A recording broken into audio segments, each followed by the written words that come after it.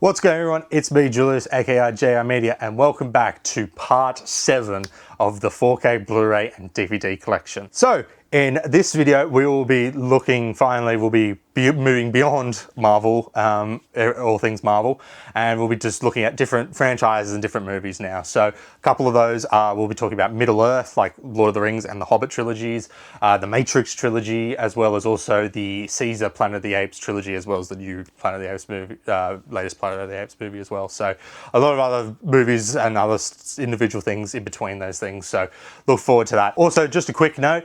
A bit of this video will actually come across as being quite out of focus. Basically, I think everything around when I get to talking about Men in Black, and I think a Men in Black or Monster House, and basically everything up to when I talk about Narnia, a lot of it is out of focus.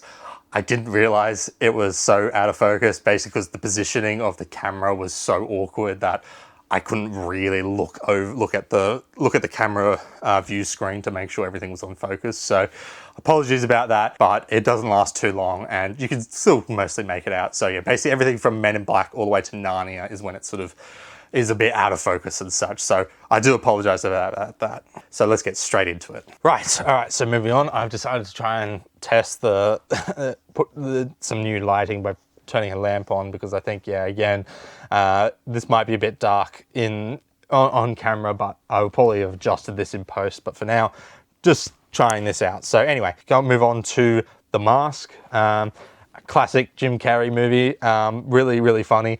But it's very interesting that this movie was based on the comic, because it completely changes the tone of the comic. Because you would think the comics are very like funny and kid friendly and stuff, but they're very not. Like, they are very adult and they also like follow multiple different protagonists who take on the mask, and they're all just awful people. So very bold to have this be a kid-friendly type funny movie, even though there's quite a few adult jokes in it. But I think, yeah, it's a very funny superhero type movie, and I think Jim Carrey is just absolutely amazing in this. I think this came out in 1994, I think it was, which was like the year of Jim Carrey, because he did so many movies that year that was just so iconic and stuff. So he was in prime time here. He was at his peak here. So yeah, The Mask, really damn good and a really funny movie.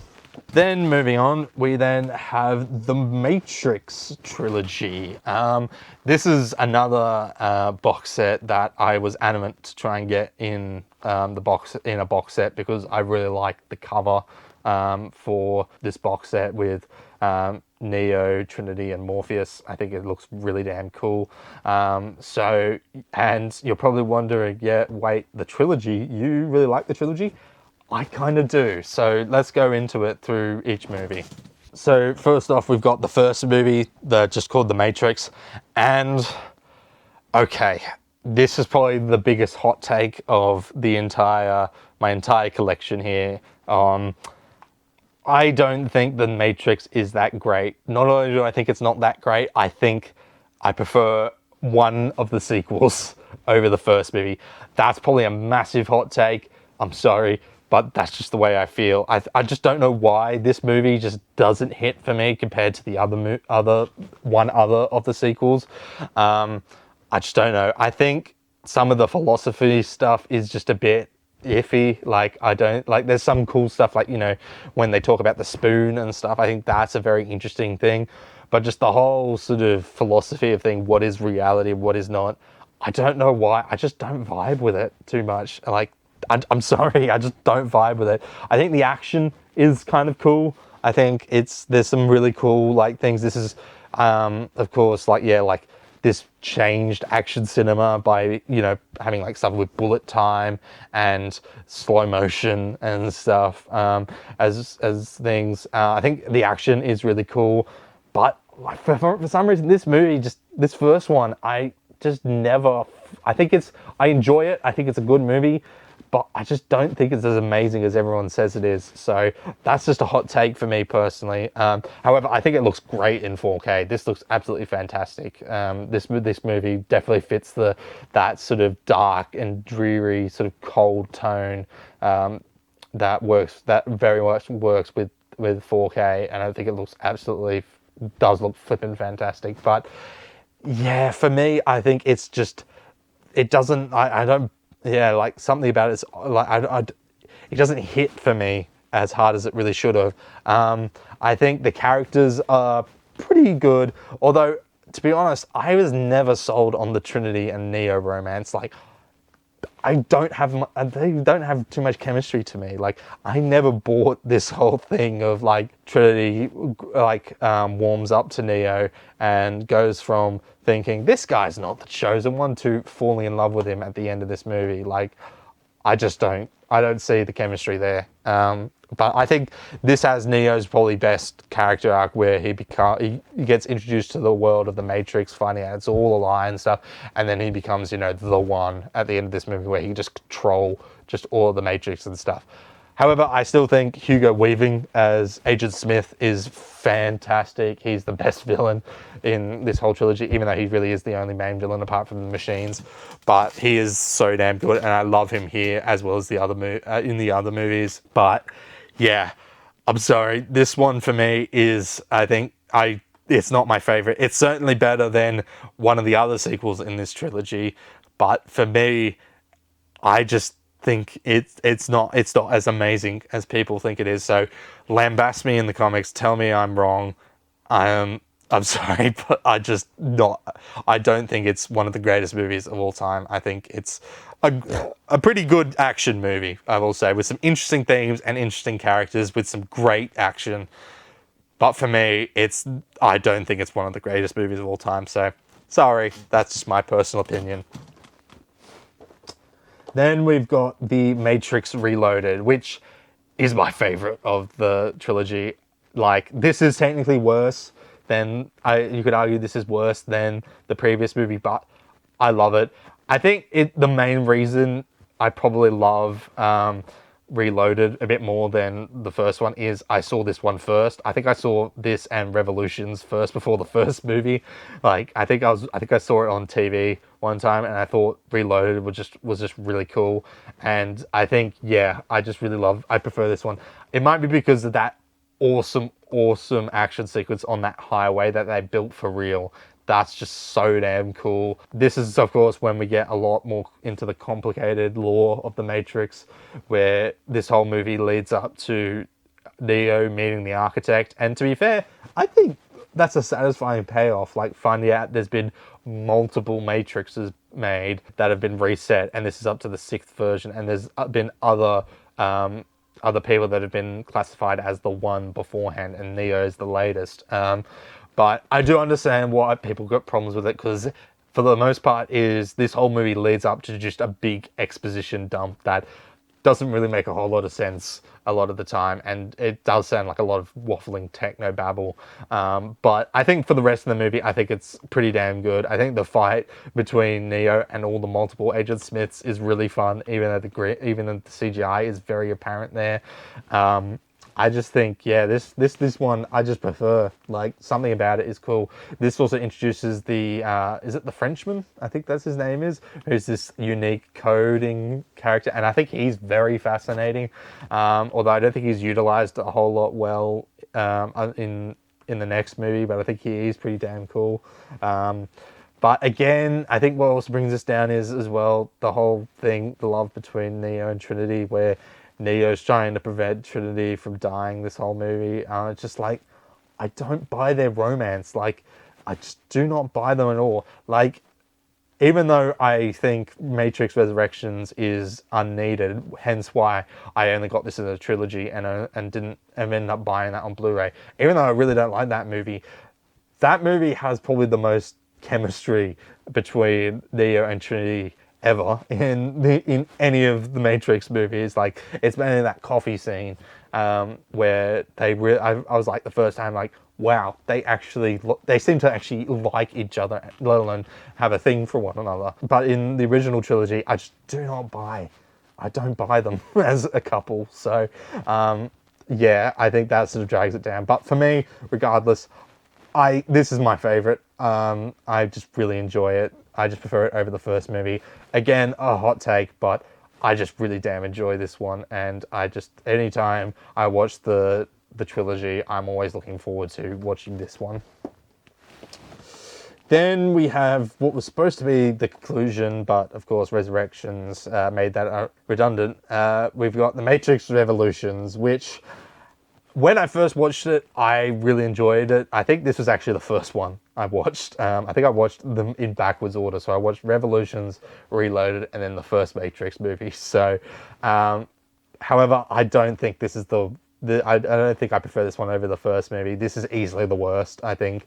A lot of the decisions that are made are kind of baffling. Like, while I really did enjoy the big mech fight on Zion, it just feels so bizarre to focus on that rather than like the main conflict with Neo, Morpheus, and Trinity. Like, Neo's stuck in this limbo is kind of interesting. Before then, he has to go fight the Agent Smith, who's gained all the powers of the Oracle. And then all the while in the real world, him and Trinity are going to the main machine city to go and I can't remember what their objective was, but they ultimately end up making peace with the machines and stuff. But yeah, I think it just feels so devoided from what the Matrix was supposed to be about, where you have some cool fights in the Matrix, but the most of this movie is just a big mech battle where the citizens of Zion get into these big mechs and just fight waves and waves and waves of machines. And to be fair, I think the actual fighting scenes with the actual fighting scenes with the mechs versus machines are very entertaining and cool to watch. It just feels bizarre that we're following this instead of like our main characters a lot of the time. So yeah. And to be honest, I really do dig the final battle. I think it gives this epic finale type vibe where Agent Smith takes over the entire Matrix and basically just has this big like Dragon Ball fight with Neo. And I think it is damn cool and looks exceptional on 4K. So I think it is a cool ass final battle. But the ending is quite a bit confusing to wrap up and be like, what happened to Neo? Why is the Matrix suddenly now a good place now at time? Just a lot of it does feel a bit confusing, a very confusing note to sort of end on and such. So yeah, Revolution's the worst of the trilogy, but it's definitely not the worst of the franchise, because oh boy, Resurrections was certainly just oof, like yikes. So yeah, personally, yeah, Revolutions are not a great ending to this trilogy, but there is some stuff I do enjoy in it as such, and it looks beautiful on 4K like with the others. So yeah, that's my thoughts on the Matrix franchise. Then moving on, we go to Middle-earth with the Hobbit Trilogy on 3D Blu-ray. This is actually a very nice box set that I got here. This is sort of the really only way you can get these movies on Blu-ray, really. I need to upgrade these to 4K and such, but I will talk a bit more about my relationship with Middle-earth movies when we get to Lord of the Rings, but just for now, we'll just talk about The Hobbit, which is, I enjoy them. I think they are clearly inferior to the Lord of the Rings films, but I do enjoy them. I think there is some enjoyment to be had with these. Just this box set as well, I think is just absolutely beautiful. Like, it's in this hard sort of thing, sort of book type case, and then you've got the map here. I can't really show it too well because let me see. Yeah, there we go. You've got this lovely sort of book. You got this map, sorry, of the entire of the entire journey of these films, and then you've also just got this nice sort of printing of Smaug the dragon, as well as some nice sort of texture, you know, with these linings. I think those are just really good. So yeah, let's crack these open and go through them movie by movie. So first we've got the An Unexpected Journey, which come in these really nice 3D cases where they're basically black 4K cases before 4K came out, except they've got Blu-ray 3D on them. So yeah, so Hobbit Unexpected Journey, I enjoy it. It's a simple sort of movie. I think there is a lot of the Lord of the Rings charm to it in this one. I think it's a very sort of standard beginning sort of movie. The CGI is, of course, quite a bit distracting. Like it feels the same thing with like the prequel trilogy, where the original Lord of the Rings trilogy had fantastic effects, a little bit of CG, but a lot of it was practical. Whereas with this, it's like Peter Jackson went full on CG with this movie, and at times it just looks a bit distracting, like as well as with green screen and stuff. Like, I don't know if you've ever seen that. That shot of Ian McKellen as Gandalf just holding his head in his hands as he's just sitting down in a green screen room. That's supposed to be Bilbo's house. Like, that was sort of the mentality with this movie, just like everything's going to be CG, everything's going to be green screened. It's just, and it takes away from like the actors' performances, and it just doesn't look as good. But yeah, I think this first movie I think is enjoyable. I think it's I think there's some interesting sort of fun sequences. I think the whole scene with Gollum in the caves with the riddles, I think, is the highlight of the movie. I think that just is done very well and such. So yeah, I think this first movie is quite enjoyable and such. Then we've got The Desolation of Smaug, which I think is the best movie of the trilogy. I really do enjoy this one. I think it's really enjoyable, even if, you know, it doesn't adapt the book a whole lot well, and you have Gandalf just go on a completely separate side quest that's only there just to set up Lord of the Rings, really. But I do enjoy this one. This is my personal favorite of the trilogy. I think the sequence with the spiders is damn creepy. All the stuff with Smaug is great. I think it does slow down when we get to the water, the town on the water. You know, I think it does slow down a bit there.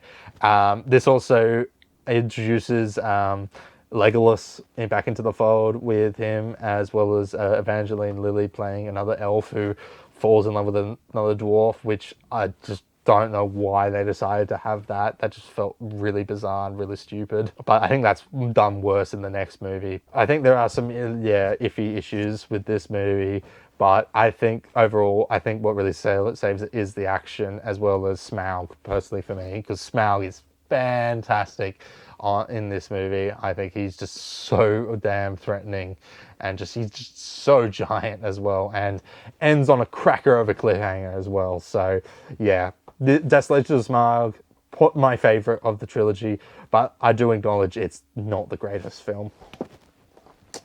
Then we move on to the Battle of the Five Armies, which I think most people would agree this is essentially just a third act, just stretched into made into one movie.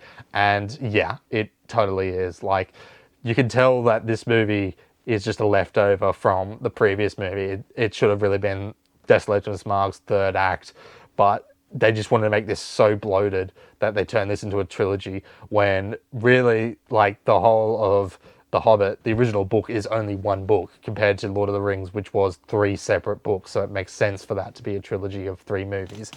But this is just, this is the weakest one. This just feels like it's just essentially just a third act where it's just endless battles outside the dwarven gates. And it's just battle after battle after battle.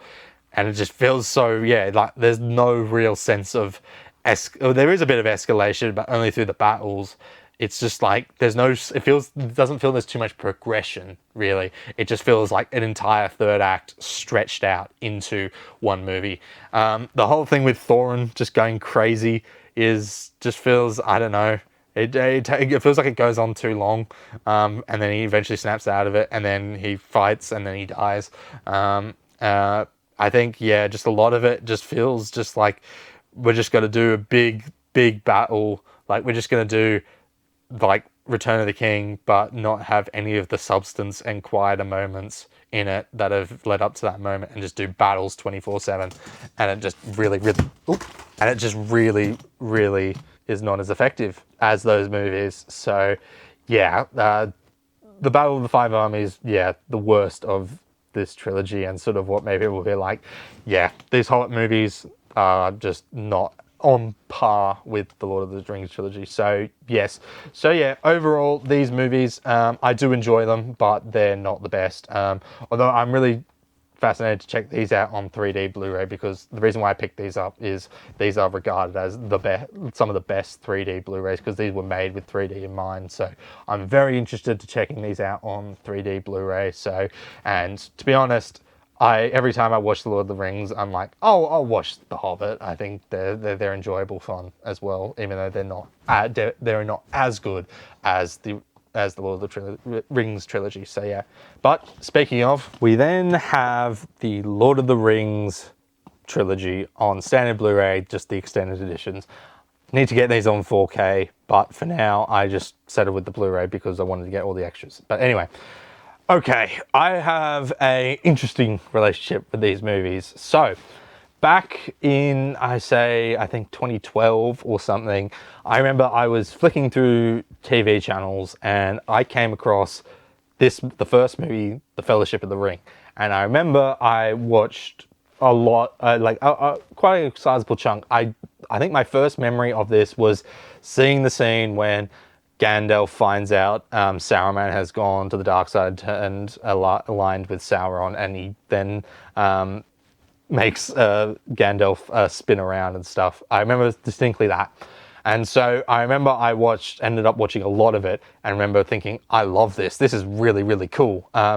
So as a person who wasn't a massive fan of fantasy, I thought this was really cool. So as a kid, I asked for the trilogy for Christmas, I think, from memory, or maybe I got it as a gift for Christmas. But anyway, I will actually show it to you now because I wanted to show it off, because this is one of my favorite box sets I ever have. I think it's absolutely beautiful. This is the DVD box set. This has the extended editions, and it has them all in these really cool, I'll show a couple of them off. Just in these really cool book digipack styles, where they all look like actual separate books for each movie, and they're just absolutely beautiful. I think this is the most beautiful box set I have in the trilogy, that I desperately wanted to keep on the shelf here, but I had to make sacrifices for storage because it is a massive set. So yeah, these are just kept down behind my bed here, unfortunately, because I would really love to have these on the shelf, but you see the size of these compared to the standard Blu-ray, and yeah, I was like, okay, to prioritize space, I'll put these away, regrettably. So, but yes, so I got these for Christmas one year, and so I remember I watched all of Fellowship of the Ring, and as well as all of Two Towers. I remember really loving them. Then I got halfway through Return of the King, and I remember I watched, so this was only the extended editions, by the way. These were the only ones included on it. But basically, I got through half of Return of the King, and it was about up to the point, it was during the Battle of Minas Tirith, where I got halfway through that, and it was pretty much when the elephants started rocking up, and then Legolas is taking out a bunch of the elephants. I remember by that it was like, I think I just got bored by that point. I think I was only 10 or 11 at the time. So I remember I think I just got bored of it. And I think that's also at the point where you have to switch over to the second disc, because these movies are so damn long. They were split across 2 discs per movie. So I think I remember I just never just switched over to that second disc. And then I just sort of forgot about this series, really, because I don't know why. Because at the time, since I wasn't a massive fantasy person, even though I had a slight interest in it, I only would watch 1 or 2 fantasy movies. But for me, really, my fantasy, if I wanted to get a fantasy sort of fix, I would just watch Harry Potter. So that was sort of my thing growing up. But I watched these, and at the time, I loved it up until I got to Return of the King. And so basically, this just sat on my shelf for years and years and years, until maybe probably a couple of years ago, 5 or 10 years ago, where my taste in movies had evolved and expanded, and so I was like, all right, I want to try some other movies and watch some things that people regard as one of the greatest of all time. And I heard Lord of the Rings were really good movies, so I dusted this off the shelf and I gave them a try and gave them the watch through. and I loved them. Like, I don't know what 10-year-old me was going on about where I got bored by Return of the King, because I watched all of these back to back in the extended editions, and to be honest, Return of the King is still my favorite. So I'm just going to actually just use this box set to display what I'm talking about, because while the Blu-ray is an improvement, I think this packaging is just so much better. So yeah, I fell in love with this trilogy, yeah, like five or 4 years ago, to the point where this has taken over from Harry Potter as my personal favorite fantasy franchise. I'm not a massive fan of fantasy, but anytime I now come to wanting to watch some sort of fantasy movie, I'm just like, I'll just go rewatch Lord of the Rings, because it's just so damn good. So that's kind of why when I said with my Harry Potter section, I was like, I haven't watched these movies in a long time. This is why, because I know I could just watch both, but personally for me, since I'm not a massive fan of fantasy, when I watch these movies, I'm like, I instantly much prefer these over all the Harry Potter films, even though I think there's some great Harry Potter films that I really did like. I think this is just so much better. Just the world is so much cooler, and just like everything, the journey that these characters go on are just so damn cool, and just the characters are just so memorable, and the action sequences, oh my word, the action sequences. So let's just quickly go through each movie, shall we? So we've first got Fellowship of the Ring, which people regard as the best of the trilogy, although, I mean, it's tricky. Like, Lord of the Rings, I would say, is probably the best trilogy of all time, because every single movie is a 9 out of 10 and above. Like, I don't know how more consistent you can get with that. I don't think there's any movie trilogy where every single movie is at least a 9 out of 10, but Lord of the Rings trilogy excels. Like, it's the rare exception. But yeah, Lord of the Rings, the Fellowship of the Ring, a lot of people really like this first one because it's the beginning, and this is the only one to have the full fellowship together. I think that's sort of really appreciative to see, you know, Aragorn, Legolas, Gimli, together with Sam and Frodo. I think that it's really interesting, because since after this movie, they don't reunite until the very end of Return of the King after they've won. So it's refreshing to see everyone together, and I think that's sort of one of the main reasons why this one's, I think, is always very enjoyable to watch, as well as just being the start as well. So, and just the action sequences are just great. Like, that opening sequence is fantastic, although I think the action really excels in the next two movies when we get those massive battles and stuff. But yeah, Fellowship of the Ring, phenomenal start, and just so damn good, and so much so that, like, this movie was so damn good that that New Line Cinema were like, all right, I know we commissioned only 2 movies, but given how good this movie is coming along, we'll give you 3. So, and I think that was definitely the right decision to wrap it up with 3 movies rather than 2. So, but yeah, Fellowship of the Ring, fantastic start to the trilogy. Then we have The Two Towers, which is my personal least favorite of the trilogy. But again, saying it's a 9 out of 10, so it's still an incredibly damn good movie. This has probably the best opening sequence, maybe, actually. Although I think Fellowships has a really cool one with, like, the narration about the history of the ring and the big battles and stuff. But this has the most badass intro, where we see what happened to Gandalf after he fell down in the mines of Moria when he takes out the Balrog. I think he's just so damn cool in this opening, and it's just so good. Of course, the big mainstay of this one is the fact this introduces Gollum, played brilliantly by Andy Serkis. The CG of Gollum was a massive innovation, and was so influential at the time. I think only Jar Jar Binks had predated him in terms of a fully CGI character. But I think this won an Oscar, I think, from memory, for that CG, because it's just so damn good and looks fantastic. This introduces Ronan. Is that it? Rodan, I think that's his name. The King Rodan, or Théoden. No, Théoden's his name. Rohan's the place where Théoden's kingdom, but you get introduced to him and his whole thing, with him being cast under the spell by Wormtongue.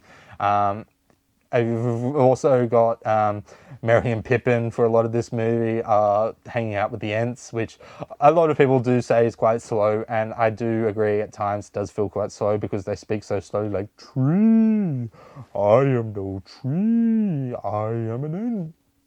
Like, they speak so slowly, but to be fair, at the end of the film, they do get their awesome moment when they just wreck Isengard and just flood it and just like take out Saruman's entire operations, which is really cool. And then, of course, the action is topped in this one with the iconic Battle of Helm's Deep, which is just a phenomenal action sequence to watch. Like, it's almost like a full hour of battle at the end of this movie. It's phenomenal that they were able to make such that battle feel so epic and in scale, and just also feels so real, because a lot of it was done for real. Just like all the makeup for the orcs and stuff, and like there was only minimal CG used to just portray like grand armies. But when you get into the close-up shots of everyone fighting and stuff, those are all real extras playing orcs fighting other extras who grew up just playing soldiers. It's just absolutely fantastic. So yeah, Two Towers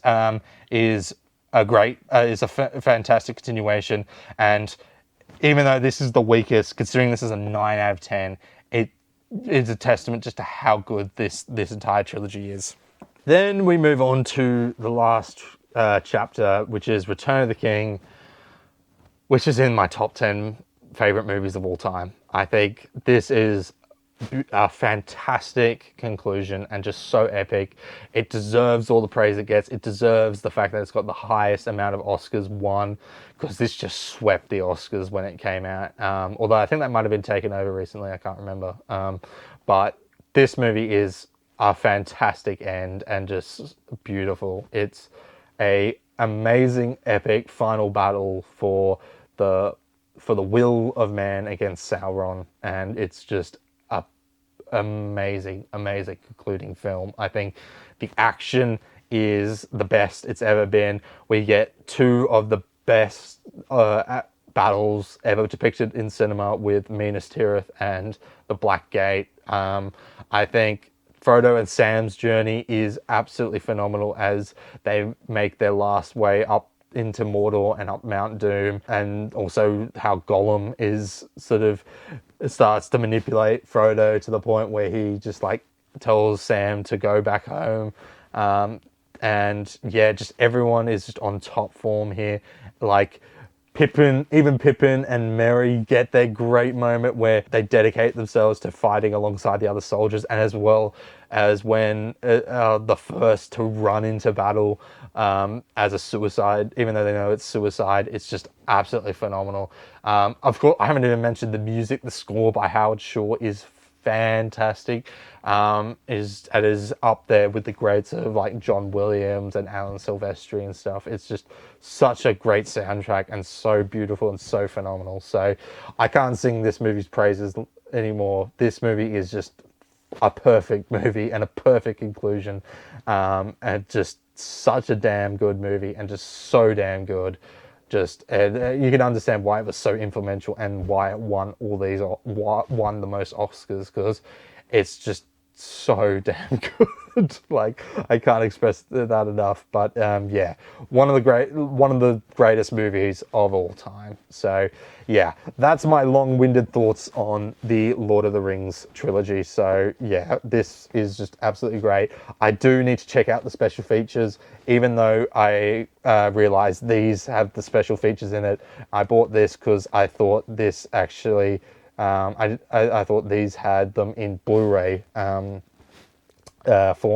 quality, but they don't. They just have standard DVD quality, which they've just ported over from these movies. So yes, so I need to check these out because people regard these as like the best behind the scenes documentaries you can watch, because there's so much content. Like, look, there's like, it says, how many hours does it say? Over 26 hours of bonus features. So yeah, I need to definitely check out the behind the scenes, because I've heard it's absolutely phenomenal. So yeah, Lord of the Rings is just phenomenal, and now has overtaken from Harry Potter as my personal favorite fantasy franchise, and just so damn good. So yeah, Lord of the Rings, phenomenal, phenomenal, phenomenal.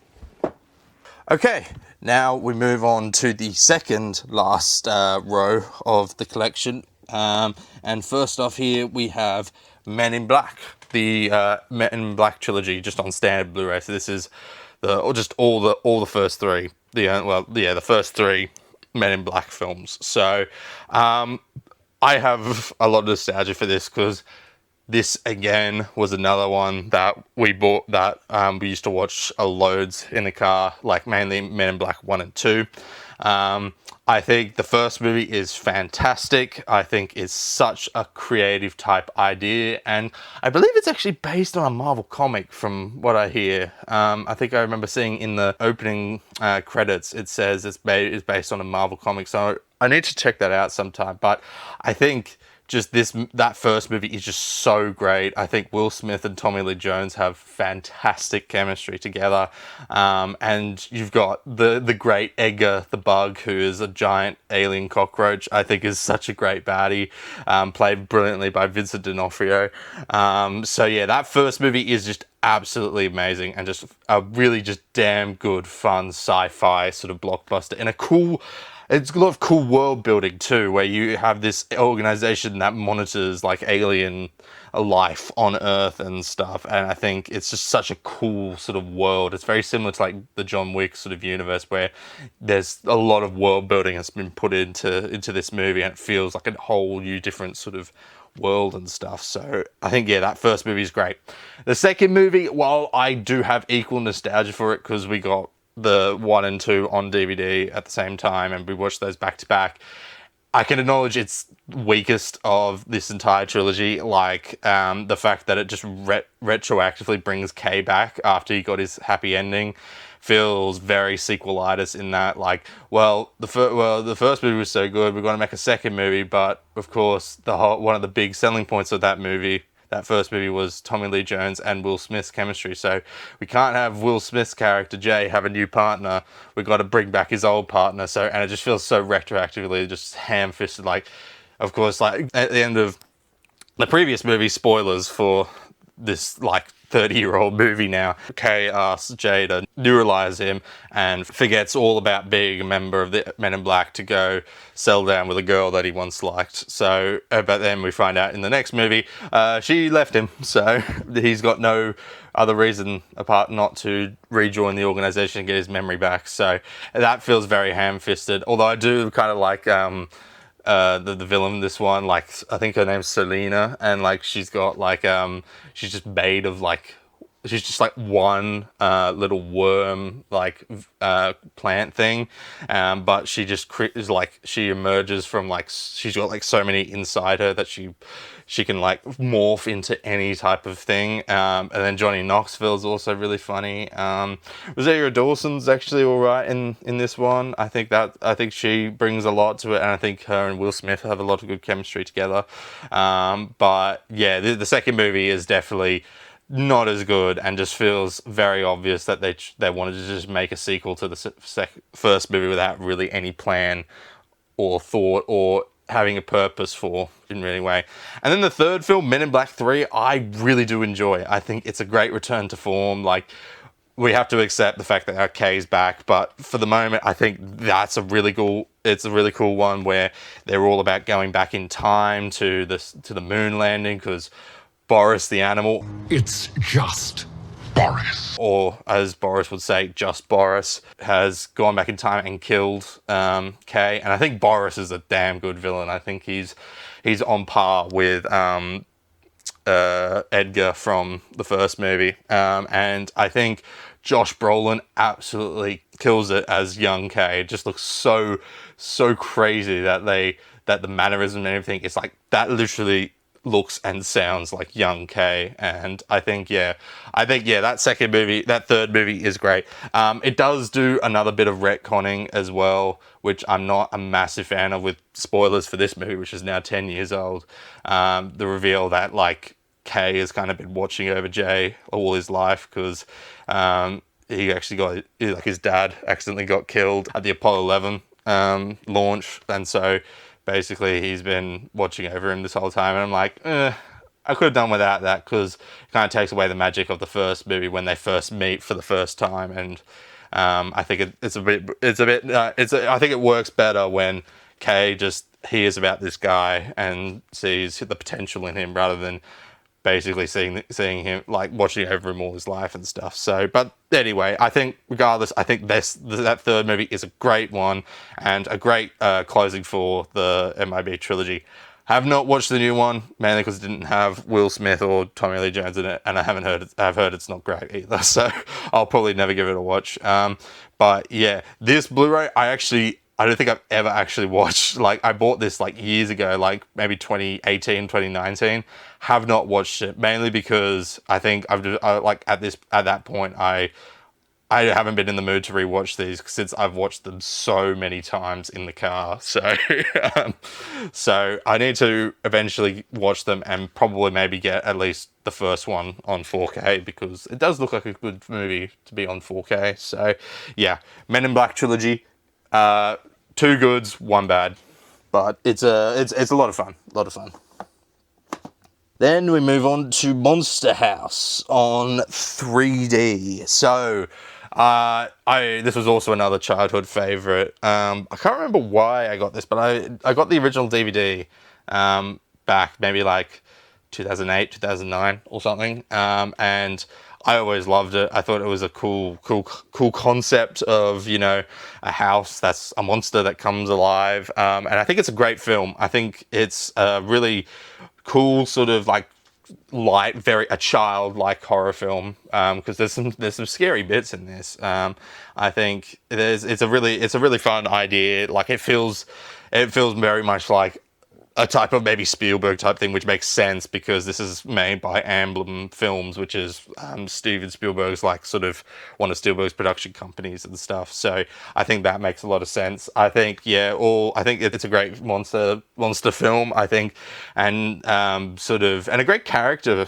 film as well, mainly for the main guy, Mr. Nebelcracker, where you meet him, and you just see him he's just an absolute scary guy who's yelling people to get off my lawn. Get off my lawn! As you watch the movie, you sort of delve into his backstory a bit, and you sort of realize, like, this guy's actually, like, he's not what he seems and stuff. And I think, I have heard a lot of people don't really like the third act when the monster, like, fully comes alive, like the house starts to like actually lifts itself out of the ground, and then we all go down to the big construction zone.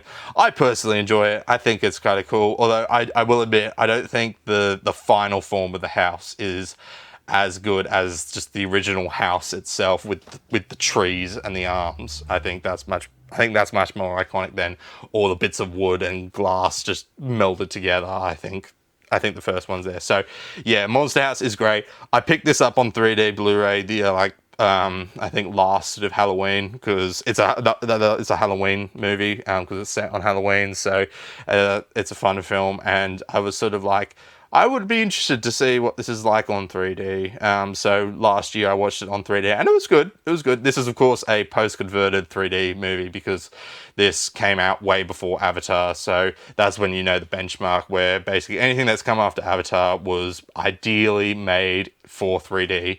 Although there was lots of stuff that were post-converted that were never planned to kick in on the Avatar hype. But anything before Avatar is post-converted 3D. So yeah, I think for a post-converted 3D film, I think it looks great, and I think it's a really, really fun movie. So yeah, a really funny also, but kind of scary kids film that has a lot of heart to it as well. So yeah, Monster House, one of my favorite childhood films.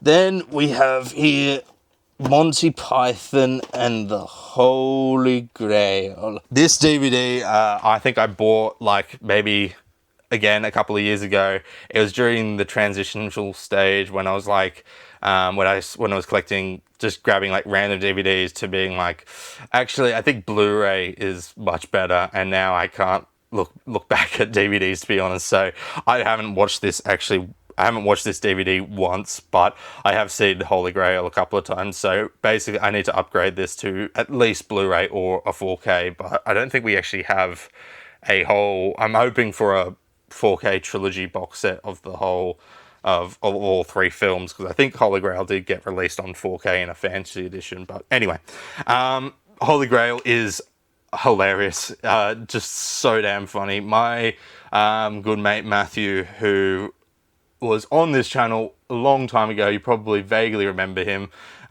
He first showed me this one time. I think it was during high school. I think because I'd heard a lot. I like him and my other mates would quote Monty Python a lot, and so I never really watched Monty Python growing up. I was, as I said before, like I was much more into the goodies and sort of stuff. So, but I think I remember, yeah, we first watched this at his place, and I thought it was absolutely hilarious. I think it's just such a damn good, funny film, just so quotable, like with everything, like bring out your dead.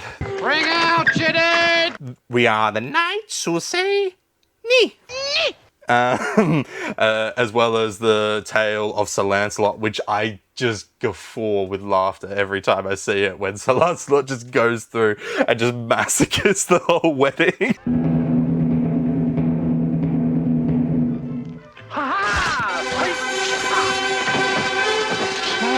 I think it's just so hilarious. I think also the bridge scene where it's like, what is your favorite color? What is your favorite color? We always quote that among our friend group a lot of the time.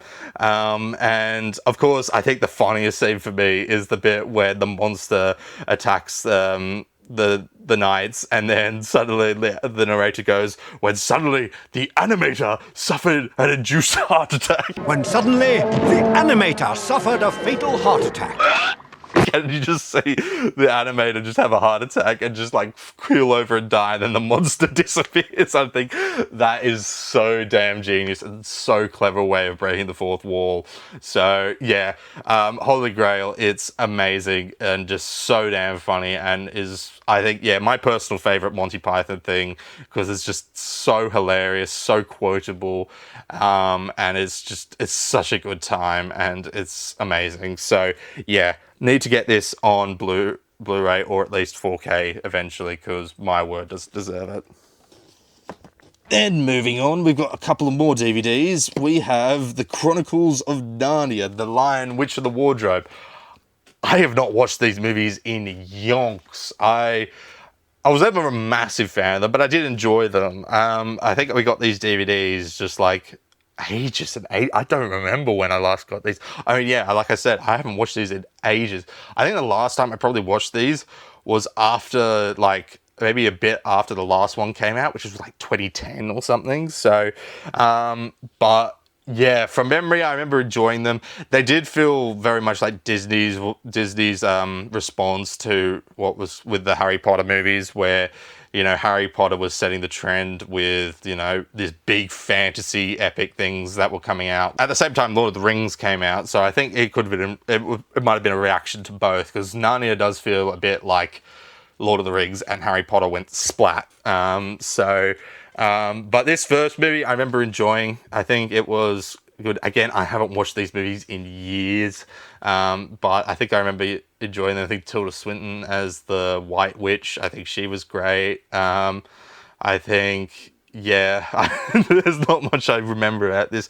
Like, I barely remember the beginning of this movie. I forgot this movie starts with like a whole segment about the family trying to escape the London Blitz. Like, I completely forgot that was in this movie. And then I think I remember the last time I watched it, which was, yeah, like over 10 years ago, back when the last movie came out. I think, yeah, like I remember like, oh yeah, that was the opening for that. So yeah, it's been so damn long since I watched these movies, but I probably should give them another go now that I've expanded my tastes in fantasy a bit more. So I think I remember enjoying. I remember this was considered the best one because it was so accurate as faithful to the novel as possible. So yeah, that's The Lion, the Witch, of the Wardrobe. Need to give it a rewatch. Then we got the second one, Prince Caspian, which I remember was a lot darker, which makes sense considering, as you can see by the rating, it's M compared to the other two, which is PG. So I remember this one was a bit more dark and a bit more brutal, which was surprising because it's a Disney film. So, but I think, yeah, this one, I remember, I think was considered a bit like a weaker, like maybe the weakest of this trilogy. I think only things I really remember is there's this guy who's meant to be king, but he's a corrupt guy, and he's sort of the main bad guy. I think Peter has to fight him at the end. I think that's right. I think the only other thing I remember is the guy who plays Prince Caspian, because when I watched The Punisher, Billy Russo / Jigsaw, I was like, wait, I've seen that guy before. And it's like, and then I looked back and I was like, I looked at his filmography. It's like, oh, he's Prince Caspian. So that's kind of interesting that the actor, I think his name is like Ben Barnes or something. I think so. But yeah, like when I watched The Punisher and they introduced Billy Russo / Jigsaw, I was like, yeah, I've seen that actor before. And then looking back, oh, it's Prince Caspian. So that's quite a different role for him there. And I think, yeah, I think I remember him being quite good in it. So, but that's all I remember really from that movie. So yeah, I need to give these a rewatch sometime. And basically these are only on the shelf because I remember I did kind of enjoy watching them and stuff back then with these DVDs, so that's sort of the reason why they're on there. And then we have the last one, or really only the third book in the whole Chronicles of Narnia saga, I believe, which is The Voyage of the Dawn Treader. Now, this might have been, I think, either my first, second, or third. I think it was my third. This was probably the third movie I ever saw in the cinema. I think I saw this in 3D with my mum, and it was I think I remember it was very wet that day. So this was back in 2010. So I was like, what was I? I was in year 2. So I was probably like maybe 7 or 8 years old, probably back then, or maybe 9 or 10. Something around those lines. I think probably 10 years old actually. Or 9. But anyway, I was very young, basically, when I saw this in the cinema. And I remember really enjoying it. I think this was from memory, again, I haven't watched this really. I think I got the DVD, watched it once after I saw it in the cinema, and then never watched it again. I just remember the kid who plays Lucy and Edward's cousin. That was the first appearance of, I think, what's his name? Will something? I'm forgetting his name. But I remember, like, that was one of his first big roles. And I remember he's in this movie, he starts out like an absolute arsehole. But then throughout the movie, he gets to develop as he gets sucked into the world of Narnia. And he becomes a better character. And I remember just, yeah, like, watching this as a kid, I was like thinking, this kid's just an absolute douchebag. Like, I hate this guy. He's got such a punchable face. And then, like, I think the next time I saw him was like in Maze Runner, and he plays another douchebag there. But I think the guy, I think he's great. And then he went on to do other stuff. Like, he did a funny movie called We're the Millers. I think that he was really funny in that. And then, of course, he went on to play Adam Warlock in Guardians of the Galaxy Volume 3. And I think he was great in that. So that was sort of my main memory of this movie, is that kid. And so, yeah, I think from memory, I enjoyed it. But again, like with these other 3, I have not watched these movies in a long time. So need to get around to rewatching them at some point, because from memory, I did enjoy them pretty well. So, yeah. Then moving on, we have The Rock, which is in the, what I class in the N category, because these next 2 movies I have bundled under N for Nicolas Cage trilogy, because these next 3 movies, they chronicle what I think a lot of people sort of unofficially call these movies the holy grail of Nicolas Cage films, but I just call it Nicolas Cage trilogy because that's shorter. So basically, these next 3 movies are all action movies from the 90s, all I think all of them, apart from I think Face Off, is made by Jerry Bruckheimer. So this is where my sort of love for those '90s Jerry Bruckheimer movies started. So and basically they all featured Nicolas Cage in as one of the main characters. So first off, I just go in chronological order because that's how they came out. So the first one is The Rock. This used to be my least favorite of these three movies, but as time has gone on, I've thought maybe it actually might be my favorite after multiple rewatches. I think it's just so damn fun. And I think it's also probably Michael Bay's best movie in terms of actual quality. Like, there's actually a lot of depth here, mainly through Ed Helms' character as the antagonist, which I put in air quotes, antagonist, General Frank Hummel. Because, like, when you start the movie, like, you kind of you see, like, there's a whole cool opening scene where you see him mourning all these soldiers, and then you find out, like, you see them like stealing chemical weapons, so you're like, all right, they're the bad guys, and then you find out that they're holding Alcatraz hostage with all these tourists, and that if they don't pay ransom to a bunch of military families to compensate for their family members' deaths, he will release this gas on San Francisco. And basically, yeah, you're caught into a crossroads with him, where it's like, what he's threatening is really, really, really damn bad, but you get his motivation because, like, the US government and like the military and stuff, you find out, yeah, like a lot of soldiers died under his watch, and just the government just swept it all under the rug, like no compensation to their families and stuff. So this guy is like, screw that.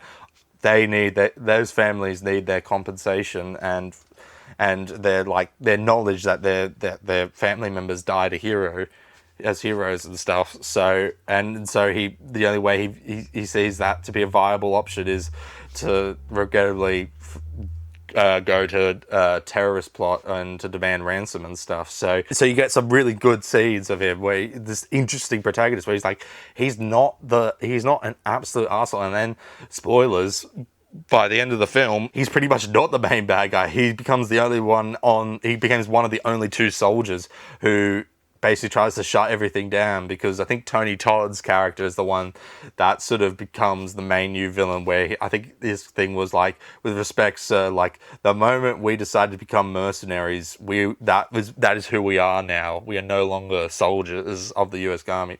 We are now mercenaries. So, like, basically, as the movie goes on, like, the other soldiers sort of accept that they are mercenaries. As the movie goes on, it's like, he realizes, I've done something absolutely terrible. So I think there's just a lot of depth in this, and a surprising amount of depth for a Michael Bay movie. Of course, there's still some Michael Bay isms in this.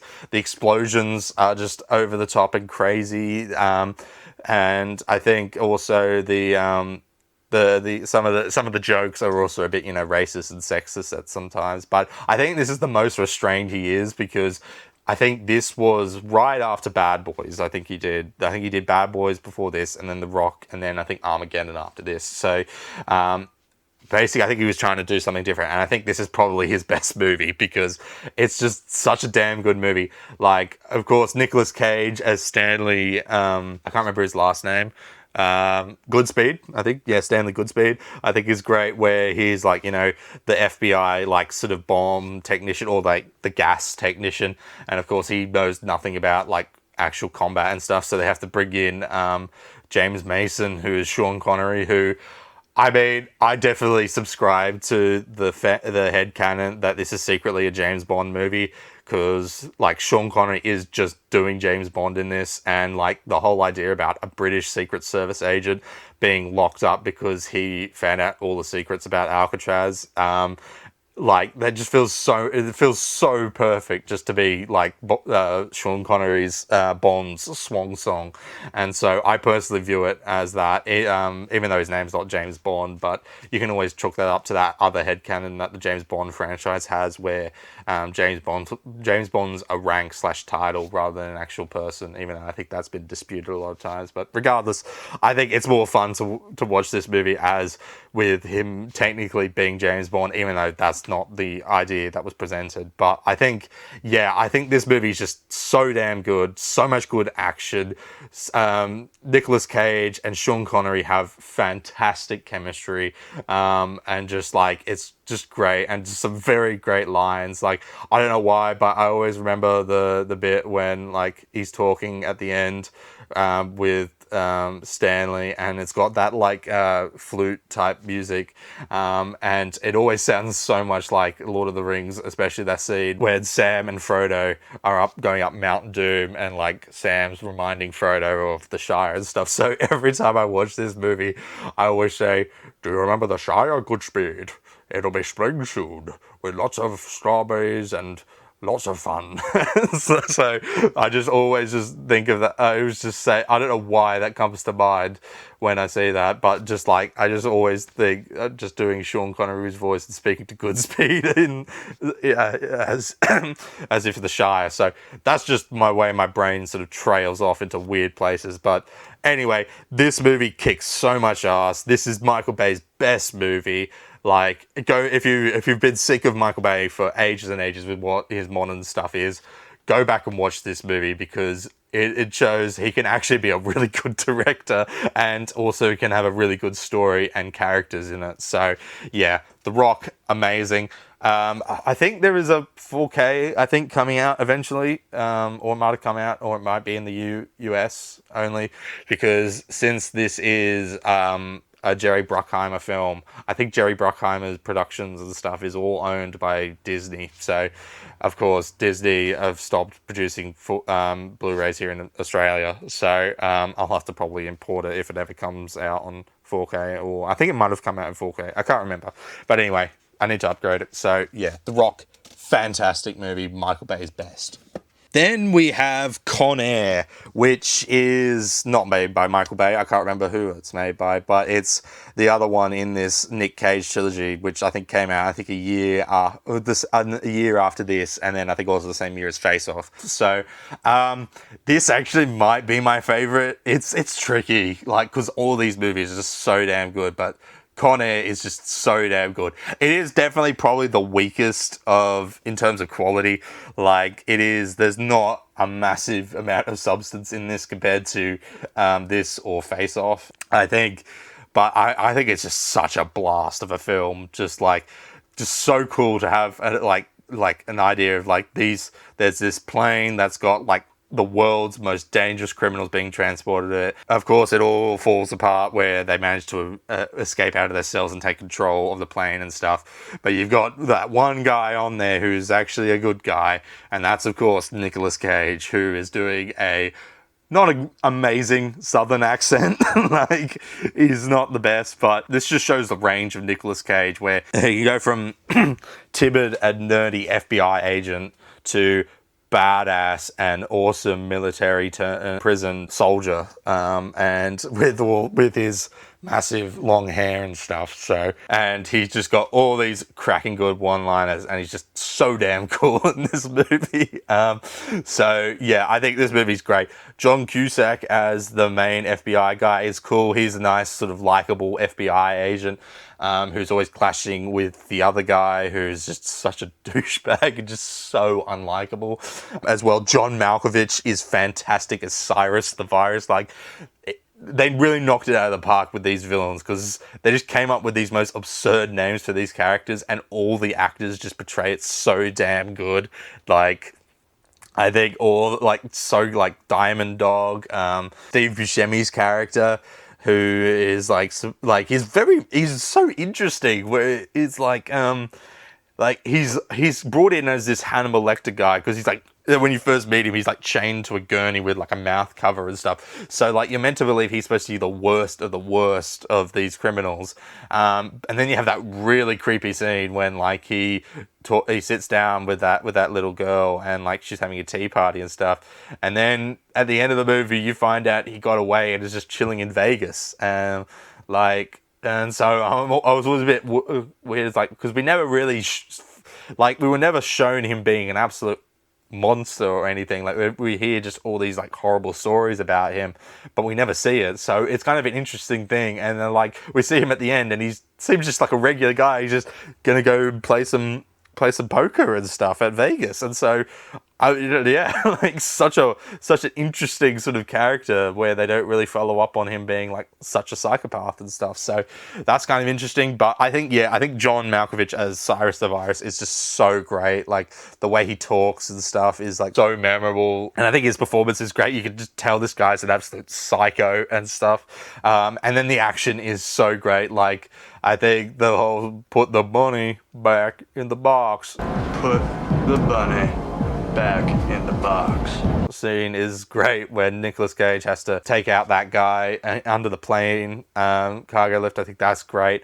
And then of course you have that scene where they have to land the plane on the Vegas Strip, like just so over the top, and that's pure Michael Bay there, even though Michael Bay is not a part of it, but that's pure Michael Bay.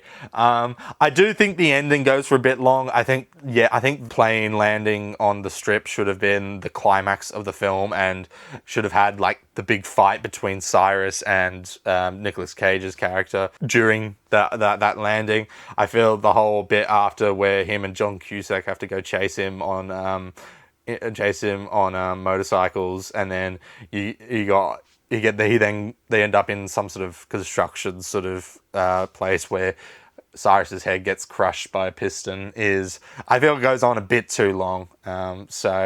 But apart from that, I think it's still a really enjoyable, fun film. Pretty dumb, but I think really enjoyable, and just the actors in this are just giving it their all, and I think there's some very memorable performances and just a really fun, awesome blockbuster time. So yeah, Con Air, really do love it. Then we have the final film in the unofficial Nicolas Cage trilogy. We have Face Off, which is the one I saw first, and this remained my favorite for a long time until I rewatched The Rock and Con Air and stuff. So this might actually be my least favorite now, but I still think it's damn good. I think it's just this is one of the only 2 John Woo films I've seen.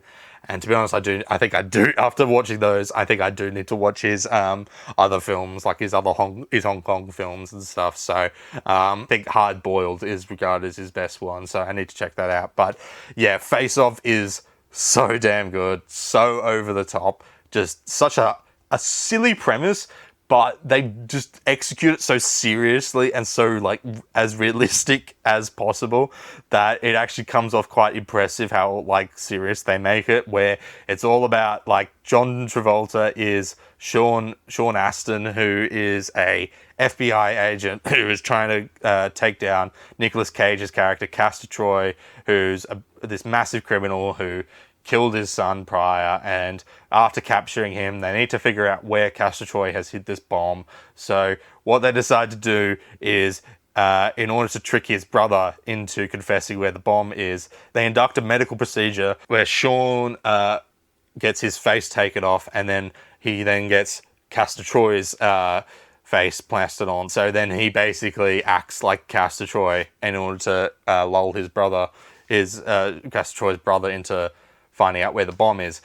At the same time as this is happening, Castor Troy wakes up and then holds the medical doctors at gunpoint, and then orders them to give him Sean Astin's face. So pretty much this whole movie, like the first half is you see John Travolta as good guy, Castor Troy as bad guy, and then halfway through the movie it switches where Nicolas Cage is the good guy, and now John Travolta is the bad guy, and they basically have to act like their previous versions of themselves. So basically Nicolas Cage has to act like John Travolta's character, and John Travolta has to act like Nicolas Cage's character. Sounds confusing when I say it out loud, but it's really simple in the movie. So, and I think it just works so well, and their performances are just so damn good. Like, Nicolas Cage is fantastic in this. Even before he becomes Sean Astin, just him as Castor Troy he's just so over the top.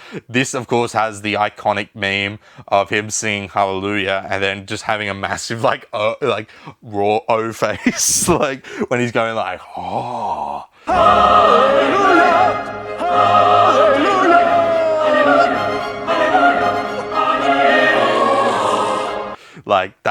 That's from this movie, and you just got him that bit when like Sean's about to shoot him like by the jet sort of engine, and he's like singing, and he just sounds just fully insane and just hamming it up. I'm ready for the big ride, baby. And then when we get to him becoming Sean Astin, he's now very serious. He's now just so paranoid and just so serious, and like also just a full-on wreck. Like you see it throughout the movie, like the scene when he's in the prison, when he's like he has to pretty much act like Castor Troy, and so he has to lock in and just accept being this crazy sort of guy. And then at the same time you've got John Travolta, who then plays Castor Troy, who now has Sean Astin's face, and he has to match Nicolas Cage's like mannerisms from that first half, and I think everything just works so damn well, and I think just like the actors are just really selling it and stuff. I think what really also sells this movie is the drama of it all, because you've got the whole history where Sean Astin has a vendetta against Castor Troy because, you know, he killed his son and stuff, and you see it like with Sean Astin's family, where he's like sort of distanced themselves a bit because he's been so driven to getting Castor Troy. And then you basically get all this really messed up sort of drama when Castor Troy has to go back as pretending to be Sean Ambrose and going back to Sean Astin's wife and his daughter and stuff, and that really gut-wrenching scene when he has to accompany Sean Astin's wife. Is it Sean Astin? I've been saying Sean Astin all the time, but I think that's the actor who plays Samwise Gamgee in the Lord of the Rings trilogy. But I remember it's Sean, at least his first name is Sean, so I'll refer to him as Sean from now on, even though I've said Sean Astin every single time. But anyway, I think, so Sean, that scene when he has to accompany Sean's wife to go and pay respects to their son's grave, and just seeing that whole scene where he has to hold his wife as she's just breakdown crying, all the while like he just does give a toss, like he doesn't feel any empathy for the fact that what he's done to this family. It's just like, and John Travolta sells it so well, and it's just like, wow, like there's some really good drama. And then of course on the flip side, when Sean as Castor Troy is meeting up with Castor Troy's like henchmen and stuff, and you find out he has this girlfriend who he has a son with, and at the start of the movie you basically have this scene where Sean is just like viciously interrogating her to the point where he's threatening to take her son away. And then when Sean as Castor Troy actually meets her with like the other henchmen and stuff, he kind of sympathizes with her a bit more and realizes, she's in a tough situation. I probably shouldn't have gone as hard on her as I should have, as I did in the interrogation room. So I think it's great. Of course, that whole bit at the end where, like, basically he brings just the kid along there with him, and just basically saying, hey, is it all right if this kid just becomes of our family now, without ever talking with his wife beforehand, is a little abrupt, but I think whatever, it's fine. I think it's satisfactory. I think it's a silly movie, but yeah. And then of course it then climaxes into that great climax where they're at that, is it a funeral or something? I can't remember, but just that epic shot as Nicolas Cage walks in, and there's of course the John Woo isms of doves just flying everywhere. It's just so damn funny, and you get that great final act where just a big boat chase between Sean and Castor Troy, and just such a damn good movie, and just a great finale to that film as well. So yeah, Face Off is a great film, just absolutely fantastic, over the top, but also actually kind of serious and kind of interesting, has some interesting drama to it with with both sides, with both Sean and Castor Troy's friends and family and stuff. So I think, yeah, Face Off is such a damn good movie. Give it a watch if you haven't, if you really just love over the, like, really silly premise. I think ultimately, yeah, John Travolta and Nicolas Cage bring it so damn well. So yeah, this movie is absolutely fantastic. Although I think personally now, the other ones, I think I slightly prefer over this one. So yeah, that's the Nicolas Cage trilogy for me. Absolutely perfect, and the main sort of reason I love those 90s Jerry Bruckheimer type action movies. So yeah, fantastic trilogy. Give them a watch if you haven't. Just really, really fun action movies. Then we've got a couple of DVDs here of The Office, the UK series. So the original one from like 2001 and 2002 with Ricky Gervais as David Brent. So these are actually my dad's DVDs because he loved the UK version when it was coming out. And then I was only born when maybe the second season was coming out. So I remember, I think my dad showed me a bit of this when I was quite young, but we didn't watch all of it because it's definitely not that very appropriate for kids and stuff. I was actually quite shocked how inappropriate this one was compared to the US version. Yeah, and then a couple of years ago, I think we all, as a family, when me and my other siblings were old enough, we kind of all binged it, watched it together with our dad, and it was absolutely hilarious. So yeah, I think that's probably why I prefer this over the US version, because I saw this first, whereas people mainly watch the US one, because the US one is a lot more palatable, because the UK one is just... It's so, I think it captures the vibe of what the show's trying to do, where it's just being in such a just boring and just a complete waste of an office job where it's just so soul sucking. I think the UK version is a better representation of that than the US one. David Brent is just the definition of cringe. He's just so try-harding, trying to be like a really cool boss and stuff, but he's just not.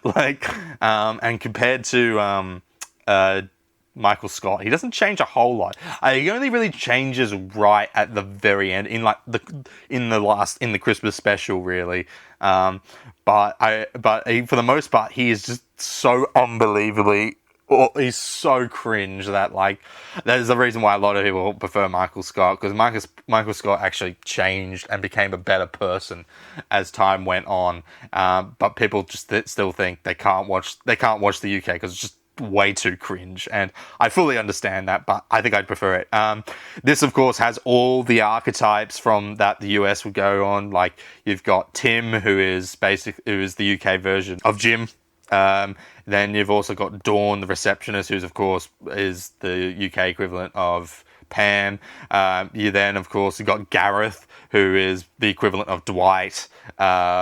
And I think that's the main ones. But I think Tim is great. Tim and Dawn are great. I think Martin Freeman is really damn good. This is one of his first things I think he did, and he's really funny in it, where with Jim and Dwight in The Office, he always pranks Gareth and stuff. I think Gareth is also really funny. I think he's just so much more awkwarder than Dwight, because Dwight's got this confidence to him, and compared to with Gareth, because Gareth is all about how he was in the army, but we find out he's actually only in the territorial army, where they didn't actually go to war or stuff, I think. And I think that's really funny. But he's got the same things with Dwight, where he's obsessed with health and safety and things like that. And I think there's some really funny scenes like that. But I think the best scene for me is the episode when they go out clubbing. I can't remember if it's this episode or this season or the second season, but the one when they go out clubbing, and you have that bit where Gareth meets that girl, and then that girl brings him along with her husband because they want to have a three-way, and it's and then you have that hilarious shot of Gareth on the motorcycle in the sidecar as he stares at the camera, and I just absolutely die laughing at that scene. It's just so damn funny. So, but yeah, so I think, yeah, all the characters are great here, and you can definitely, I'm glad I watched this before the US version, because I think for a lot of people, they watched the US version first, and then they saw the UK, and they thought this is just an inferior version of the US version, because it's just the same character archetypes applied just to new names and stuff. So, but yeah, this, The Office, I think is great. This first season is great. And then you got the second season, which, I mean, it all blends into one, because it's all like, the first season's like, each season's like 2 or 3, it's like, no, like maybe 5 or 6 episodes or something. So, and it only went, yeah, there's only like 2 seasons and a Christmas special, like a couple of Christmas specials to wrap it up, which is a very like English British thing to do. I don't remember what is individually in the second season. All I can think of is there's that great episode when there's the fire alarm evacuation, and they just leave that poor woman in the wheelchair just on the stairs because they can't, I think the elevators aren't working or something, and so they just leave this poor woman just on the on the stairs. And it's just like, oh my word. Like, it's just so damn funny. So I do get the sentiment that a lot of it is cringe, because there is a lot of stuff where, especially with David Brent, when he's trying to be so like wisecracking and so youthful and like down with everyone and trying to be like the best boss and stuff, it comes across as just so like, oh, like so cringe, and just like you feel your skin crawl about how awkward he is being. So yeah, so that's the second season. And then you have the Christmas specials, which is sort of the wrap up. So I think from memory, this is basically, it's set like a year or so after these first 2 seasons, where I think Dawn's moved away with her her fiance Lee, who is basically the exact same as Roy, pretty much.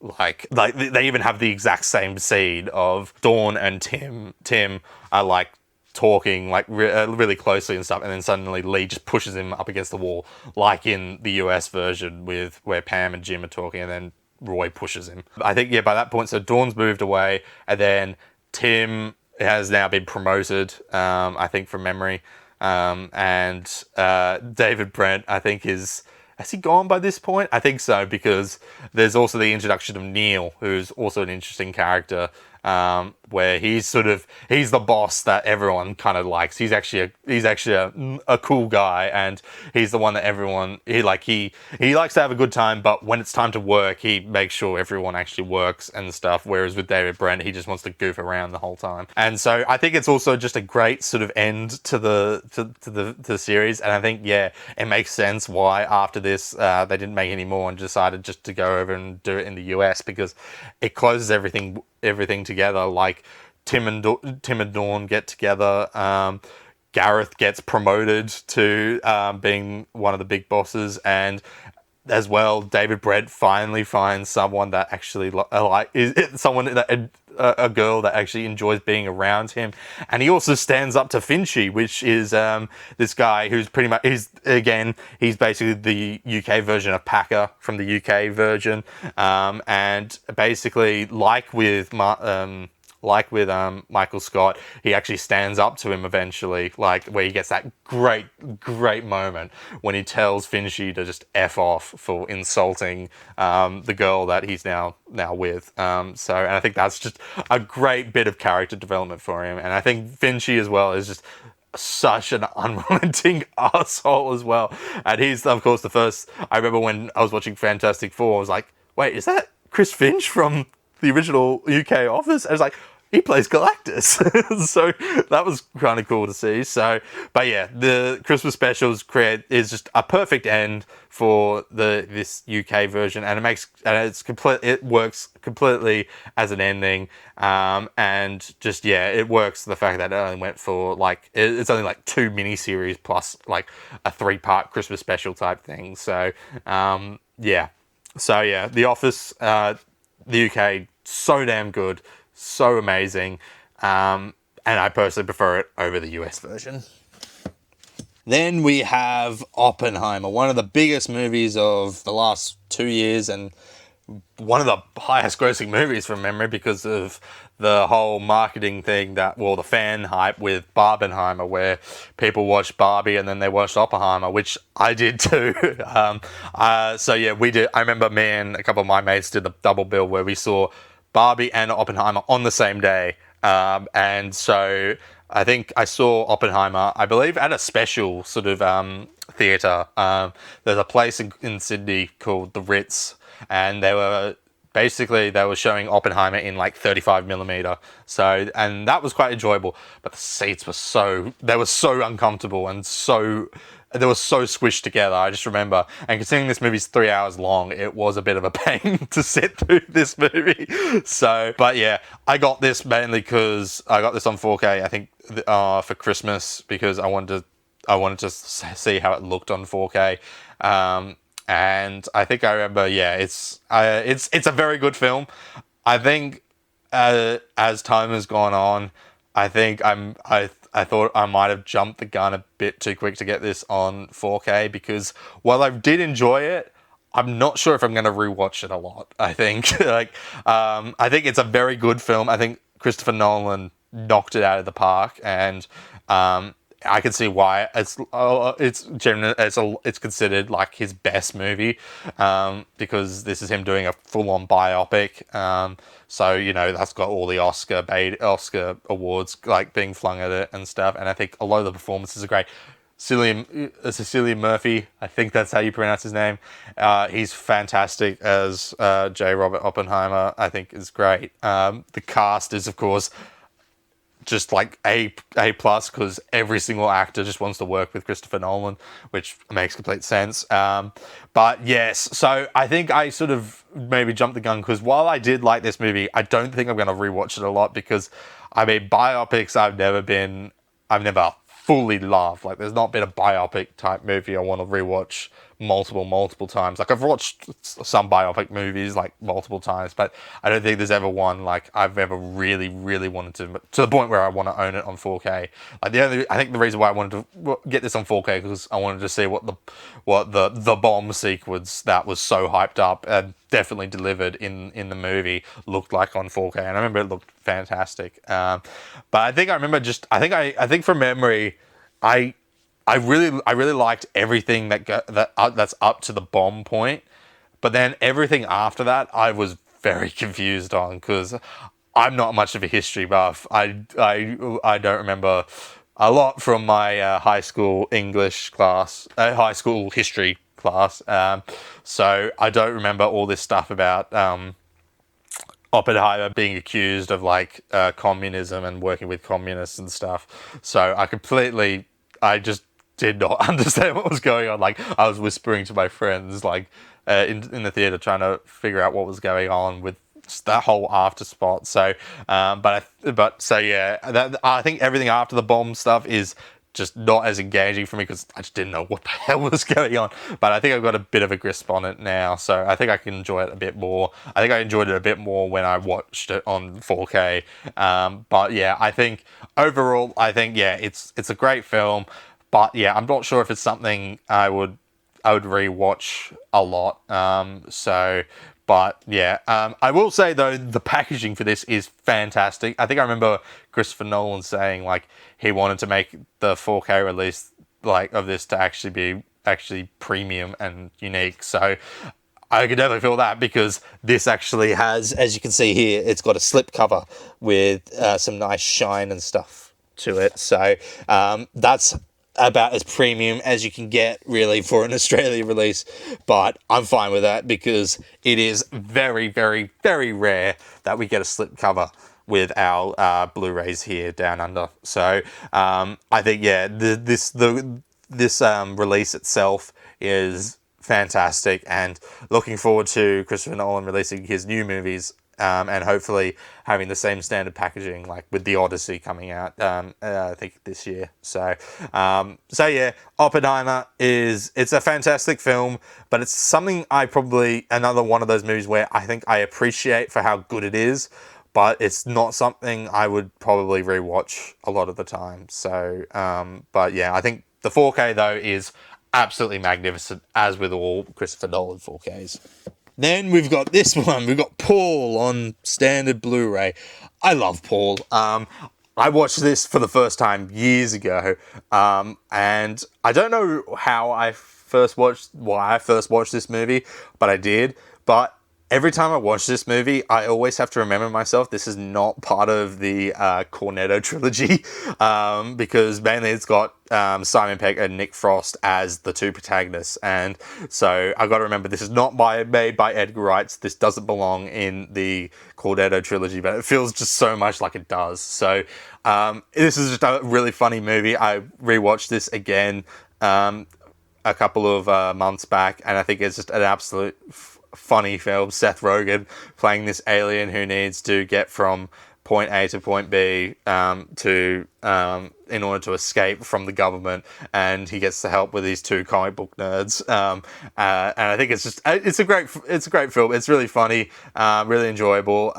Just a great funny movie. But again, I just can't. I always have to just check my brain at the door to be like, okay, this is not a Cornetto trilogy movie, even though it's got Simon Pegg and Nick Frost, and the writing feels so much like it. It's not, but I always still end up getting tricked into thinking it is. So, but yeah, I think I remember I got the Blu-ray for this because I remember one of the times I rewatched it, because I've rewatched this quite a lot. I remember when I watched it on Netflix, I noticed they cut out a lot of the jokes. Like, there were some jokes and scenes that were like really cut short. Like, the biggest is like there's a lot of examples of this. Most recently, I remember about like a month ago, I rewatched Grown Ups 2, which admittedly not the greatest movie of all time, but we watched it, and I remember I've watched Grown Ups 2 admittedly a lot of times, but I remember we watched it on Netflix and we noticed so much stuff got cut out. Like, it's so bizarre. Like, I don't know what Netflix is doing. Like, none of these jokes were that bad or anything. And the same thing with Paul. Like, I just remember there's a lot of stuff that was cut out. So I don't know if that's still the same on Netflix. I don't know if they've changed it, but I just remember a lot of jokes were cut out of the version on Netflix. So I think I remember I got the Blu-ray because I wanted to watch how I originally watched it, which is like the full thing. Or maybe there was an unrated cut or something that I watched first, and this is the unrated cut. But I don't think it actually says anything on the back about a unrated cut. So yeah, I think they just cut out a lot of stuff on the Netflix version. So again, that's another reason why like physical media is supreme, because you've got all these streaming services who have these movies, but they can just chop it all up and take stuff out for things so you're not watching the original version. So whereas these, since they're printed on the disc, they can't take those off. Those are the original versions throughout. So that's again another reason why physical media is so superior. So, but yeah, Paul, regardless, I think is a great movie. I think really funny and just really enjoyable. Then we have the Planet of the Apes trilogy. So this is the Caesar trilogy, really. And these movies are fantastic. This is just such good. This is so good. This is one of the best trilogies of all time, and probably the most underrated franchise, I'd probably say. I think just these movies are just some of the best like blockbuster type movies you've ever seen. So let's go through these three films here. So first we've got Rise of the Planet of the Apes. So these are all the UK version, because when I got these, I wanted to get all these in the box set format for the whole trilogy. But they did sell the box set here in Australia, but it had sold out, and I've never seen it since. So like with Evil Dead 2, I just thought, I'd bite the bullet. I'm never going to see what it looks... I'm never going to find the 4K trilogy box set here.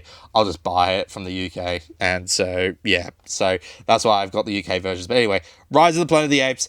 It's a great film. I think it is just the testament of how good this trilogy is. It's the weakest, but I still think it's an 8 out of 10. I think just, seeing the origin of Caesar and how he, developed how his intelligence, as well as like him starting this whole revolution where he's freeing like all these apes that are being experimented on. And of course, this is like, you see the start of how, of course, like this became the Planet of the Apes with the virus that was being used to make the apes intelligent and stuff. So I think that's good. I think James Franco is actually quite enjoyable as the main protagonist, as the main scientist. I think, yeah, he's pretty good. I think also John Lithgow he's pretty good as his dad, who you find out, yeah, the reason why he's trying to make this serum is to make to cure his dad of Alzheimer's. And so I think, yeah, that's good. I think the action towards the end is great. And of course, you've also got that amazing scene when, as throughout the whole movie, you see just like through small ways that Caesar's becoming so damn intelligent that to the point where you get that amazing scene where he stops Tom Felton's character from whacking him and then screaming no, and it's just like so impactful, and it's like absolutely crazy just seeing an ape speak. And then, yeah, as I was saying before, the action towards the end is great, where the apes are just going crazy all over San Francisco, and you have that amazing scene on the bridge. That's just great. So yeah, Rise of the Planet of the Apes is a great film, and of course I have to mention, of course, the CG work. Andy Serkis is absolutely fantastic with the motion capture and just all the entire VFX production team. Like, did this get an Oscar? This should have gotten an Oscar if it didn't. Like, Andy Serkis as Caesar just looks absolutely phenomenal, and it's just such a great performance, and really one of the most revolutionary like CG performances, along lines with Jar Jar Binks, Gollum, and such. So, and Davy Jones. So yeah, like, this movie is great, but it's just a testament to how good the rest of the movie is that this is probably the weakest of the trilogy. Then we have Dawn of the Planet of the Apes, which is my favorite of the trilogy, and is definitely, and I would definitely say is in my top 10 movies of all time. I think Dawn is incredible. This is made by Matt Reeves, who of course went on to do the Batman. He also did Cloverfield, as well as a English American version of the horror film Let the Right One In, which I watched his version a couple of months ago. I think went around Halloween. But yeah, so Matt Reeves is a fantastic director for this, and this movie is just amazing. This is just such a damn good movie. This is of course set after like 10 years after Rise of the Planet of the Apes, where Caesar's established this colony of apes in the forest in San Francisco. Meanwhile, in the past 10 years, the virus that was made to make chimps smarter has infected most of the population, where pretty much now it's all post-apocalyptic.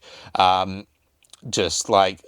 basically you have this whole thing where these humans are trying to get to this dam in the forest in order to get electrical power to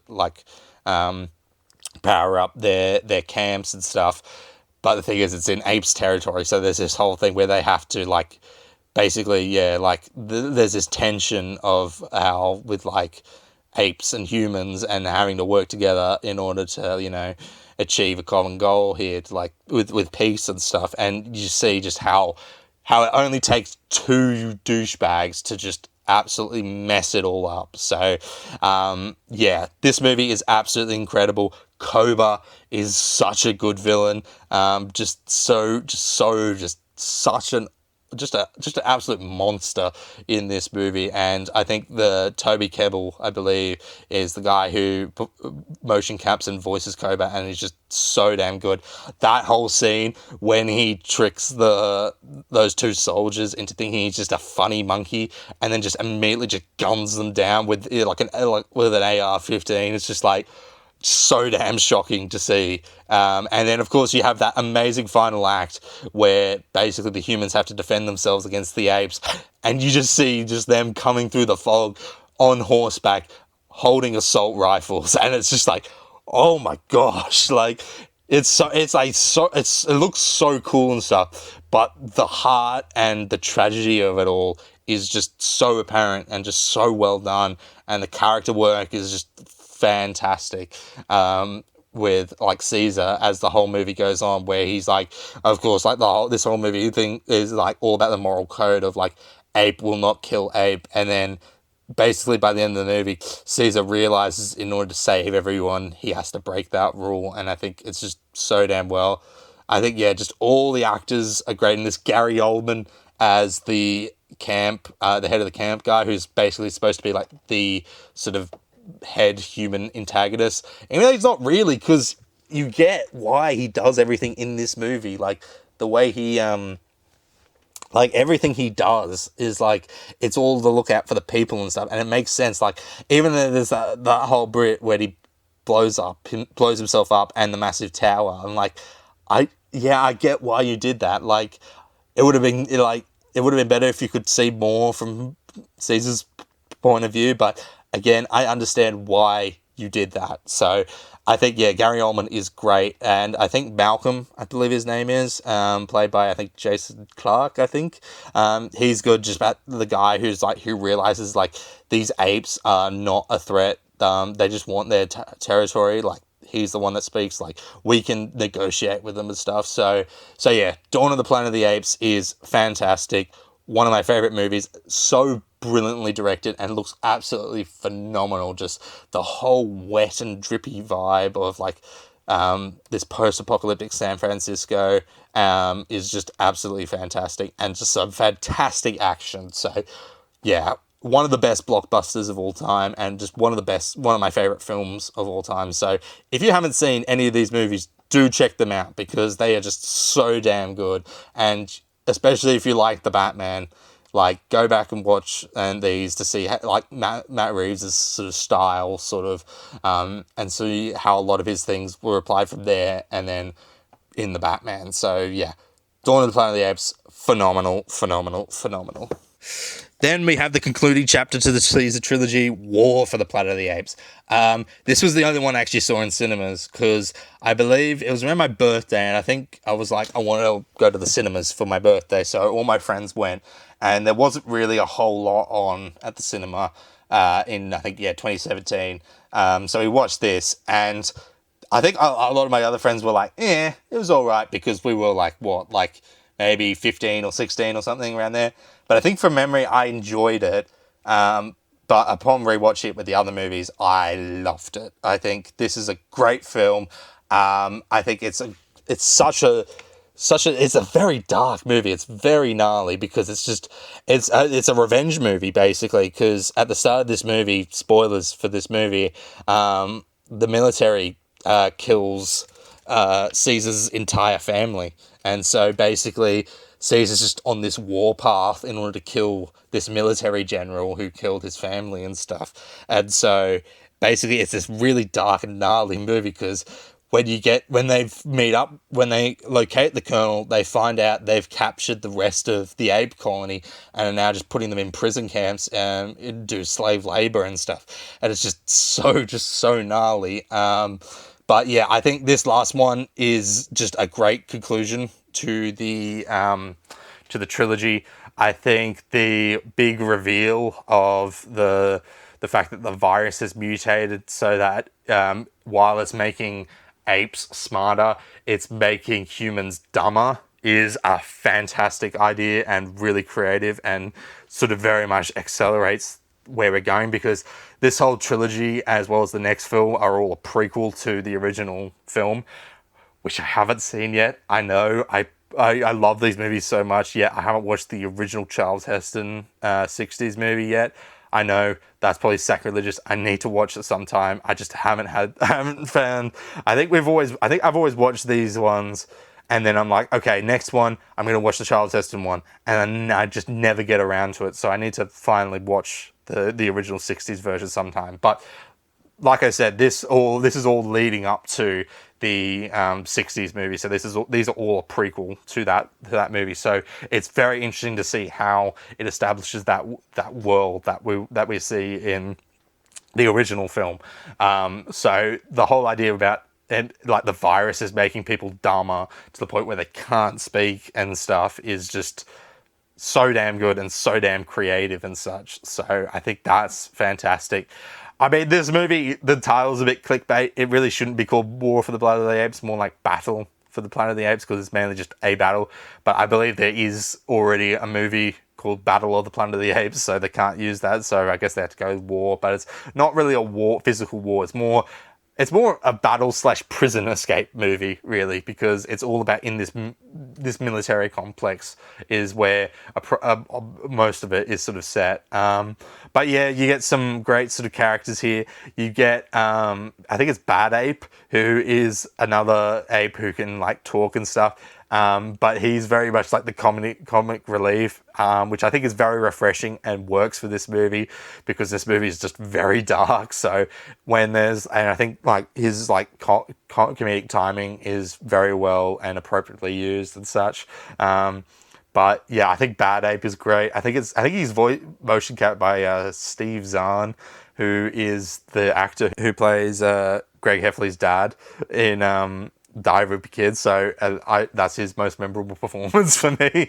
But I think yeah, he's great in this. I think all the characters are great. Woody Harrelson as the main military general is just so damn evil. Like it's interesting because like the other two films, like Rise and Dawn, don't have really that two evil human characters. Like I guess Rise kind of does, because it's got the rich CEO guy who's immorally like experimenting on these apes and stuff. But like the second film doesn't really, like Dawn doesn't have that much of an evil sort of human antagonist. There's a human antagonist, but he's very sympathetic. This one though has just a full-on just evil douchebag as the military general guy. So yeah, I think this movie is great. I think the final act is really cool, where you've got the fact they have to defend against all these soldiers, because you find out like this colonel's military group is actually wanted because they've done so much more, some unethical messed up stuff that the rest of the military that survived is coming for them. I think just that massive battle is cool. Meanwhile, the apes are cleverly escaping from their cages and stuff, and then it all culminates in that great scene with that avalanche where it just buries everyone. And yeah, and then of course the movie ends tragically with, of course, Caesar dying from a gunshot wound, and I think his death is just so damn bittersweet and so sad, but it definitely works and provides a great ending to this era of Planet of the Apes that I think will hopefully continue in the next few films, which we'll get to the next one. But I do hope, yeah, I'm really looking forward to hoping we have maybe a 6 or maybe 9 part saga with like 3 different trilogies that all like lead up to the original Planet of the Apes trilogy. So we have like this entire 9-part saga which follows 3 different protagonists across the years, from seeing how it first began all the way to where it ends up with the first Planet of the Apes movie. So yeah, War for the Planet of the Apes, fantastic movie and a great conclusion to the Caesar trilogy. Then we have Kingdom of the Planet of the Apes, the latest Planet of the Apes film. So this was made after the Disney acquisition with Fox, so I think that's why it took a lot of time. This is made by Wes Ball, I believe his name is, whose really main thing is the Maze Runner trilogy, which is, good, but not amazing or anything. But I think this is probably his best movie, because this is damn good. I think this is a great film. It's very much similar to The Rise, where it's a lot more of it definitely feels like the first part of a trilogy where we're just setting things up and establishing the new characters and stuff. I think the character of Noah is a great new protagonist. I like how throughout the whole movie he's so anti-human and stuff, but then he learns to sort of accept them as he interacts with them more and stuff. I think that's great. I think the villain, Proximus Caesar, I think his name is fantastic. I really love the idea they go behind with that. So since this is now maybe like 100 or 200 years, I can't remember what it is, after the last film. Caesar's whole thing has faded sort of into legend and stuff, or into like books and sort of stuff. But what I love about this is there's this ape who has twisted Caesar's whole philosophy of things to basically be like apes should rule over humans, and apes should be like strong, and like they use ape together strong in a very negative way, as well as using the iconic symbol that Caesar had, which was his childhood window from Rise of the Planet of the Apes. So I think that's so fascinating to see how like over generations, like Caesar's teachings and stuff about ape culture and how apes should behave and in this new world has been twisted to be this very evil thing. And I think that's just a really fascinating and awesome way they deal with that. A lot of people argue this one's quite slow, but personally for me, I was fine with it mostly. I didn't felt it. There was never really a time where it felt like it really slowed down to the point I was getting bored.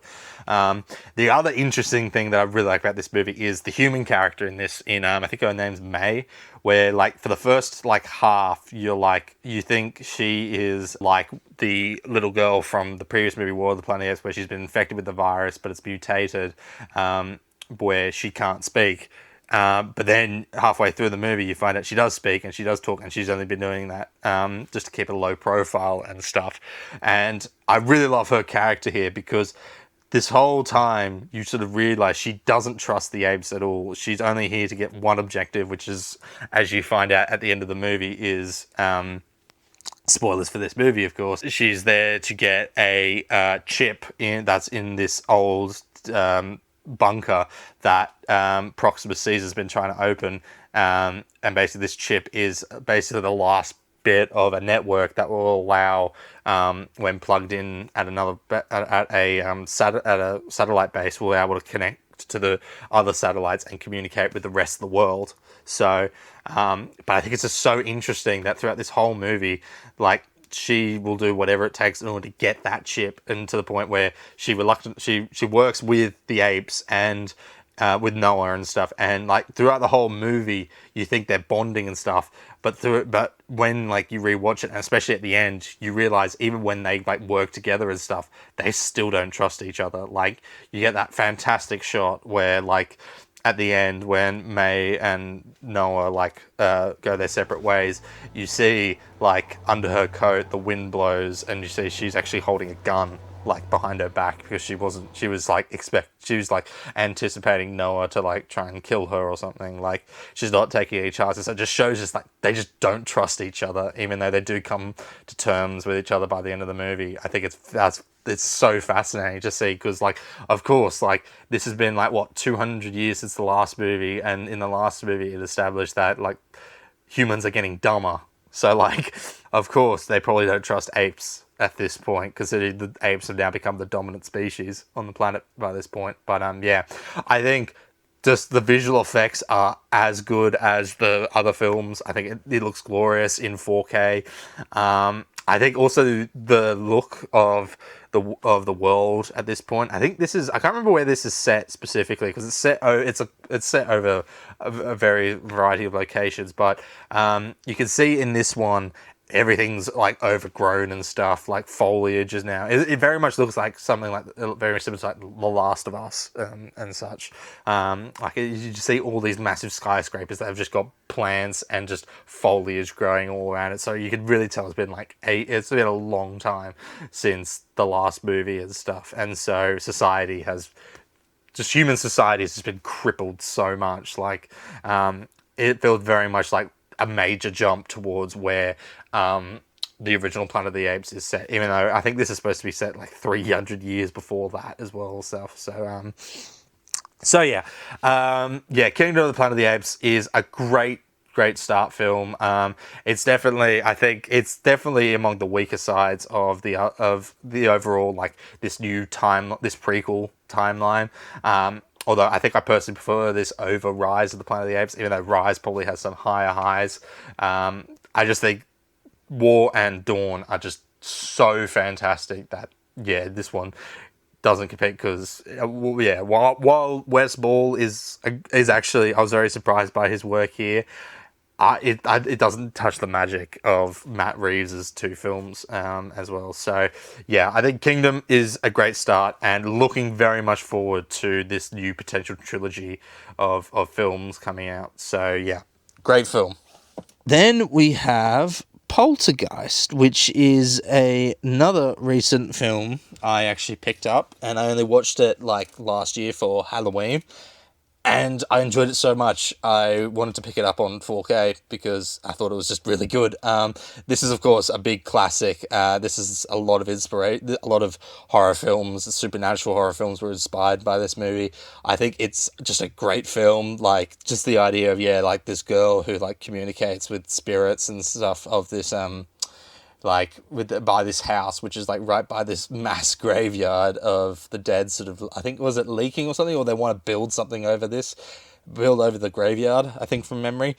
But yeah, I think just like the effects of this is just absolutely fantastic. Like, there's a lot of things that were inspired from this that are like homages into this, like, you know, with Stranger Things and various sort of other Spielberg type sort of things, even though this wasn't made by Spielberg.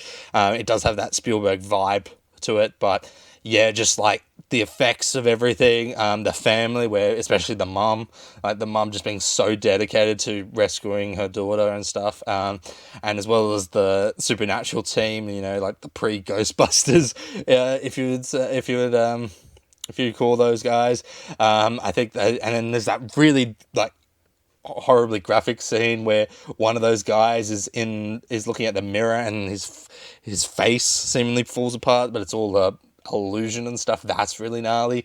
But yeah, I think Poltergeist is great. I think it comes to a great climax where just like the entire sort of house gets sucked into itself, and it's just a big portal and things. I think it's a great climax. It does feel a bit weird because the movie kind of almost wraps up before that. Like, I remember like looking at the runtime after they rescue the daughter back, they bring the daughter back, and you see they're all packing up the house and stuff and selling it. I'm like, there's still like another like 20 minutes left. Like, what's going on? And so it does sort of wrap up a bit earlier, but then continues on. But the last full act is just pretty damn cool with just how insane it gets at the end with just the house just rising up and being sucked out and just all these horrible ghosts and stuff coming out. So yeah, I think this is great. I'm looking forward to giving this a watch on 4K because it's an 80s movie, and I think 80s movies just look fantastic on 4K in that they're like all filmed with the film grain and stuff. So yeah, Poltergeist, looking forward to giving a rewatch. Great horror film and a classic for a reason. Then, moving on, we have Pulp Fiction, which is, I mean, what is regarded as one of is it regarded as Quentin Tarantino's best? Probably, yes. But this is a phenomenal movie. Just so quotable, just because of, like, this was what really, I think, this came after Reservoir Dogs, so Reservoir Dogs was what put Tarantino on the map, but this made, like, everyone reaffirm, okay, after this movie, everyone was like, Quentin Tarantino is a director you need to watch every time he makes a new movie. So, but yeah, this movie is just so damn creative. Just the way it's structured is so unique in that it's all told out of order. But by the end of the movie, it all makes sense. I think just everything, all the performances are great with all the different characters and the way they intertwine and stuff. But yeah, everyone's just on top form in this movie, just so funny and just so crazy, and just so over the top with some of its violence and stuff. But that's classic Tarantino humor, Tarantino style. So yeah, Pulp Fiction is absolutely fantastic. Just I'm being quite vague about the movie, but you've probably seen it by now. But if you haven't, give it a watch. It's just so interesting. It's a crime, basically. Criminal type movie, because it's all based around they're all involved, all the characters are involved in some sort of crime, so that's about as accurate or like non-vague as I could be with this movie. But people have watched this so many times before, like it's an absolute classic. So, but for the only people that haven't, it's a great film. Even though I'm not a massive fan of like dialogue heavy sort of films, Pulp Fiction just excels at it and just makes it so interesting with these long drawn out dialogue scenes that don't feel drawn out at all. So it just feels like so accurate how people talk in real life and stuff. So yeah, Pulp Fiction, it's a classic. It's damn good. Watch this on 4K and it looks absolutely great. So yeah, Pulp Fiction, fantastic. Ooh. So that brings to an end another part of the 4K Blu-ray and DVD collection. Hope you enjoyed. Next time for part 8, we'll be again looking at different movies and different franchises. So a couple of those will be Scream, as well as the Resident Evil animated movies, as well as also talking about The Sopranos, as well as all things Star Trek. So look forward to that, and hopefully I'll see you in the next part. So till then, take care.